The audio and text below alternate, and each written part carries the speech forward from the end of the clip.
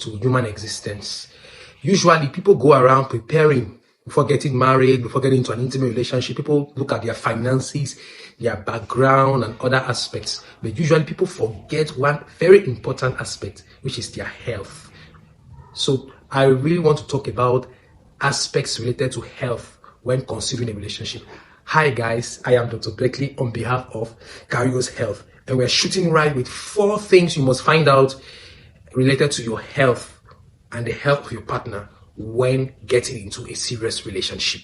But before I share, I beg, actually go and like the video, subscribe to our channel, give a comment on about our video so that we will know what to say in our future videos, and we'll also correct something about that video. Anyways, let's ride on. The first point the first thing to find out from your partner is the genotype. What we talk about AA, AS, SS, when you don't know the genotype of your partner, it's very dangerous because you are dealing with a future that will cause you a lot of pain. Yeah, especially if your partner is AS and you are also AS, you stand a 50% chance of each pregnancy having a child which is sickle cell. Have you ever heard about sickle cell disease? Sickle cell disease. Yes, it's a very common disease. It's not rare. It is very common. And when you have sickle cell disease, what happens is that your blood is not normal, and the blood cells are not also normal, especially the red blood cells that carries oxygen and other nutrients to other parts of the body. So you notice that the other parts of the body are not well nourished. That's why most of the time you see the person is always very white, is having pains at the extremities and so on and so forth. The person is not in good health. The person is always in pains. You have a child crying all the time in pains. You don't want to do that, and the child will finally usually ends up dying very early in life. Quality of life is very low. You don't want to live such a life, spending money and time and stress in the hospital all the time. If you could just ask the simple question before you got into marriage, oh boy, oh girl, you would have solved the problem earlier enough. Yes. So when you are SS and the other partner is a 50%, 25% chance. When you're SS and the other partner is AS, 50% chance of each pregnancy to fall to giving birth to a child with sickle cell disease. I don't want to go through this trauma. Number two is the blood group and rhesus factor of each partner. This may sound funny, but especially for the woman, when the blood group is not known, it's very dangerous for you to venturing into something like having because the first child, when you say rhesus factor plus and rhesus factor negative, when you are a woman that is rhesus factor negative and you marry a man that is rhesus factor positive, you end up having a child that is rhesus factor positive, and the child will appear to you as an antigen, as a foreign body, because you don't have the antigen, the antibodies to fight against the positive antigen. I don't know if you understand these medical terms, but that's just how it is. And so in the first pregnancy, your body takes time to recognize that foreign antibody, that foreign body. So the first pregnancy usually has no problem. But as from the second pregnancy onwards, you tend to have difficulties. Though your gynecologist is going to find out a way of trying to prevent what they call hemorrhagic disease of the newborn. But sometimes in some settings where people don't have access to good health care, they end up having miscarriages in their life simply because of this aspect. So please check your blood group and your rhesus factor, both the woman and the man, so to avoid these eventual events. The third point is the infectious panel. This is any infection that has a relationship with your sexual life.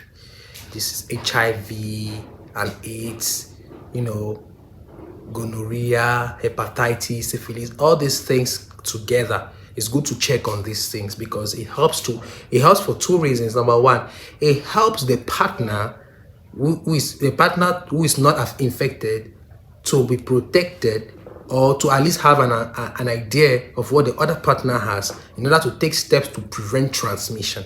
With the medical advancements nowadays, even with HIV/AIDS, you can get to the point where the blood, the viral load, the amount of virus in blood is low and undetectable, to the point where it may not even be transmitted even through blood contact or sexual intercourse. But what if you don't know and you don't inform your partner and you don't take adequate steps? You will be transmitted to your partner and to your children, and your children will even your child can grow and curse you for that. Why did you give birth to me with such a problem and all of that? You don't want to go through that, or do you want to go through that? So that's me. The second reason under this point is because you also, these diseases have a way that they affect your fertility. They affect your ability to procreate. When you have recurrent gynecologic and urologic infections, especially with women, it hampers your ability to give birth. You see a woman that had many chlamydia infections growing, and he keeps having it over and over, and then he starts complaining that, oh, I cannot conceive, I cannot have a child. You want to check, you want to see the tubes are blocked and all of that. You don't know. It's because of the past history. It's good to know these things so that your partner is aware of the eventual complications or the eventual consequences to bear if he or she has to accept you because of love. So if you're still here, you have not liked my channel, I don't know what you want again. You want to be hearing this only you and you. Other people are being selfish. Please just like my channel, I beg. Thank you. The fourth reason has to do with your past medical history. Hypertension, diabetes, all these things. This is why you're not asking your partner to go and do an exam only. You're also asking your partner about the parents, about the entourage, those who are linked to your partner, the brother, the sister, the mother, the children, if there are any children. You need to find out all these things. There are many genetic things that can transmit in marriage, that can transmit to your children. There are many things that you can see in your parents that your partner can also have and your child can also have. So sometimes just by discovering my father, the father-in-law is hypertensive, is diabetic, it helps a lot. It gives you a lot of knowledge on how to live. You will know how to cook. You will know how to you may love sports. If you never, you may adapt your life to prevent these things affecting you if they are not yet there, or to prevent these things progressing if they are already there. So having a knowledge of the medical history, especially the family medical history of your partner, is key before getting to marrying that partner. There's a bonus one I want to share. The bonus fifth, which is the bonus one, is your fertility panel.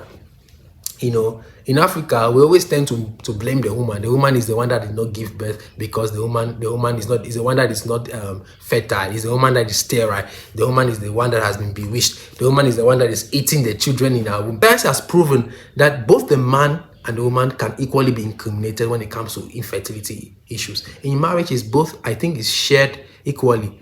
Yes, especially many times, even when it is spoken about the fact that it's a woman, it's even the man that is the problem. He's shooting empty blows. For those who understand what I mean by empty blows, shooting empty blows, and there's no child that is coming from an empty blow. So it will be necessary for you to also know your fertility panel.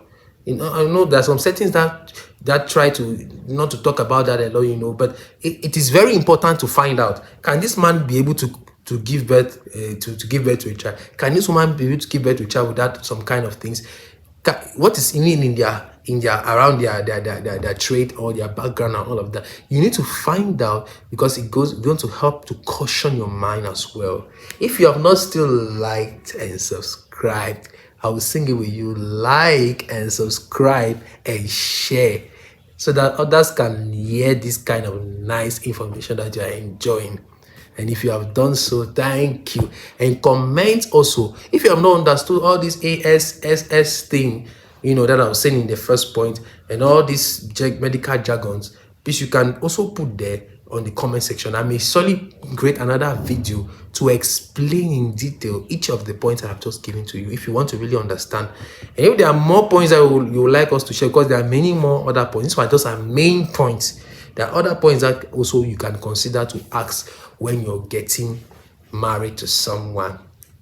Happy love, life, relationship, and in the future, and even in the now.